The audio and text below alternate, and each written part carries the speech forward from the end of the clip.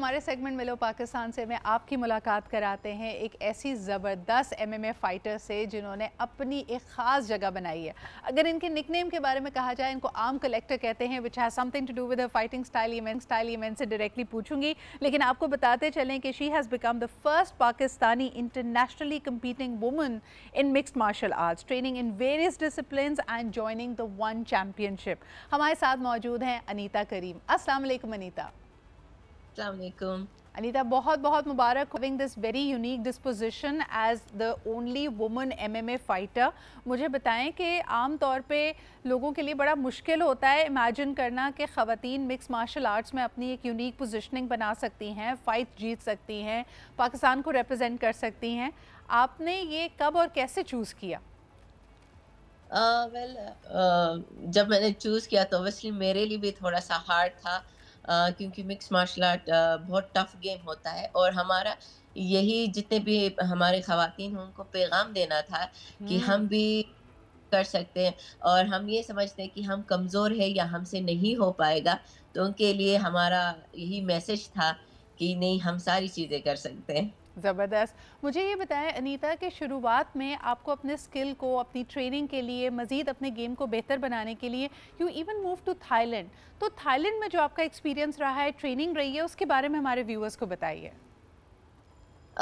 Thailand में बहुत अच्छा मेरा एक्सपीरियंस रहा, क्योंकि वहाँ पर मुझे चैंपियंस के साथ ट्रेनिंग करने का मौका मिला जो कि वर्ल्ड चैंपियन है।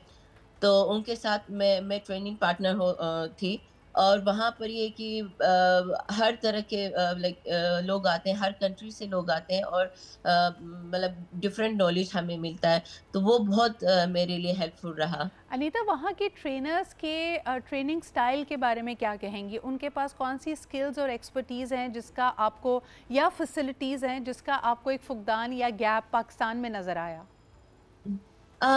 देखिए, ट्रेनिंग दोनों जगह पर सेम ही होता है, हम्म। कोई डिफरेंस नहीं होता है। डिपेंड फाइटर कितने डिसिप्लिन के साथ अपनी ट्रेनिंग करता है, ये बिल्कुल। सबसे ज़्यादा होता है।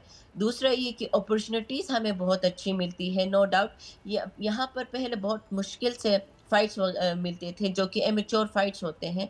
प्रोफेशनली बहुत कम फाइट्स होते हैं पाकिस्तान में, जो कि बाहर से कोई फाइटर आता है या इस तरह कोई इवेंट्स करवाएं, वो साल में एक दफ़ा होता है। वहाँ पर ये है कि हर हफ्ता वहाँ इंटरनेशनली फाइट्स होते हैं। तो यानी आपको प्रैक्टिस करने का, अपने दाव पेच को बेहतर करने का मौका मिलता है। अच्छा, मुझे बताएं, ये जो आर्म कलेक्टर का खिताब आपको मिला है, it is about your arm lock submission, इसके बारे में हमारे व्यूअर्स को बताइए। एक्चुअली यहाँ पर बीजेजे का कंपटीशन हुआ था, ब्राज़ीलियन जिजित्सु, जो कि ग्राउंड गेम होता है जिसमें सबमिशंस लगते हैं, लोग्स हम्म। लगते हैं। तो यहाँ पर मैंने पार्टिसिपेट किया था, तो उसमें 2 लड़कियों के हाथ टूट गए थे। ओ। बट इसमें रूल, अगर आप टेप करते हैं तो हम गिव अप मतलब छोड़ देते हैं बंदे को। अगर वो मतलब गिव अप नहीं करता या इस तरह से टेप नहीं करता, तो ऑब्वियसली तो हमें अपना ज़ोर लगाना पड़ता है। तो उसमें फिर 2 लड़कियों के हाथ टूट गए थे। Oh no! तो यानी आप काफ़ी ख़तरनाक खिलाड़ी हैं। अनीता, मुझे ये बताइएगा कि आपका ताल्लुक़ गिलगित बल्तिस्तान से है। आम तौर पे जब हमारे यहाँ ख़वातीन तरक्की करती हैं, ख़वातीन अपना अपना लोहा मनवाती हैं, तो रवैयों में बड़ी तब्दीली आती है। यानी वो लोग जो पहले शायद तनक़ीद कर रहे थे, जिनकी सपोर्ट आपके साथ नहीं थी, आपने ऐसे लोगों के रवैये बदलते हुए देखे? शुरू में तो बहुत ज़्यादा थे मेरे साथ, क्योंकि जब मैंने मिक्स मार्शल आर्ट स्टार्ट किया था तो ये कहते थे कि ये लड़कों का गेम है, तुम्हारा खेल नहीं है, घर के काम सीखो, हुँ। शादी करोगी तो वहाँ क्या करोगी, अपने शौहर के साथ लड़ोगी, या इस तरह की चीज़ें बोलते थे।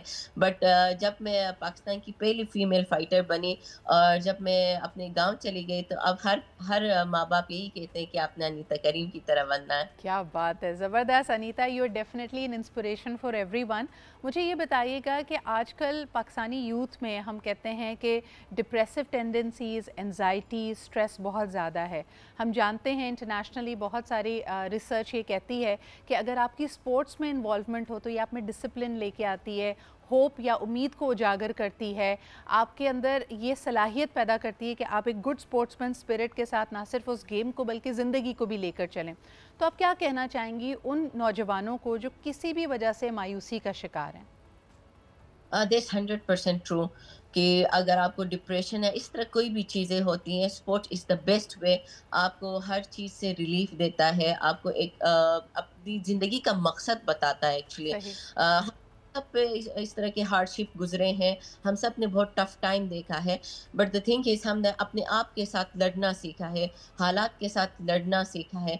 तो ये बहुत लोगों के लिए बेस्ट अपॉर्च्युनिटीज़ होती हैं। अगर आप किसी चीज़ में इस तरह से इन्वॉल्व होते हैं, प्लीज़ आप कहीं पर भी जाएँ और अपना एक्सरसाइज़ करें, ताकि वो चीज़ें जितने भी आपकी एंग्ज़ायटी होती है, डिप्रेशन होता है, आप ब्रेक मारते हैं या एक्सरसाइज़ करते हैं, तो वो चीज़ें रिलीज़ होती हैं, आप थक ज़बरदस्त। जाते हैं और नेगेटिव चीज़ों के लिए आपके पास मेंटली टाइम नहीं होता है सोचने के लिए। बिल्कुल सही कह रही हैं। आपको अपने आप की जो स्ट्रेंथ है उसके बारे में भी पता चलता है।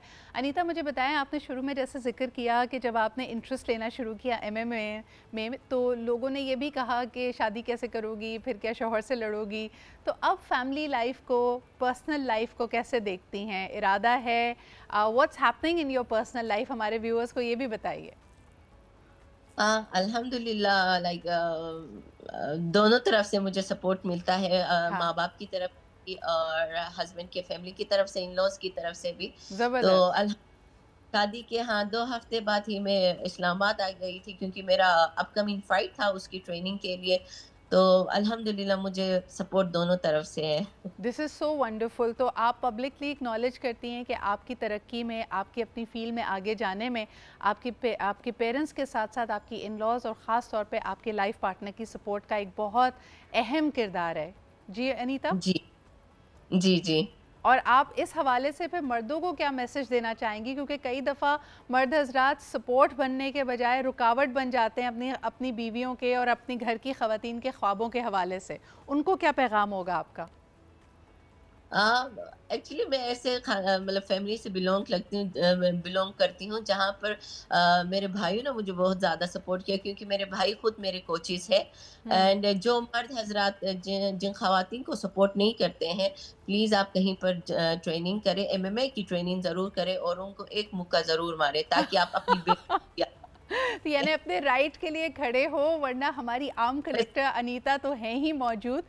देखें, अपने ख्वाबों को हकीकत बनाने के लिए ख़वातीन को भी उस मज़लूम बेचारी माइंडसेट से निकलना पड़ेगा। आप हमेशा पावरफुल हैं। ठीक है, हालात साजगार ना हो, लोगों की सपोर्ट ना हो, तो उसके लिए रास्ता बनाया जा सकता है और दिल जीते जा सकते हैं, रवैये तब्दील किए जा सकते हैं। बहुत शुक्रिया Anita, it was a pleasure to speak to you. और मैं उम्मीद करती हूँ कि आप इंशाल्लाह बहुत जल्द कराची आएंगी तो आपसे बाकायदा मुलाकात भी होगी। But thank you so much for making time for the show today.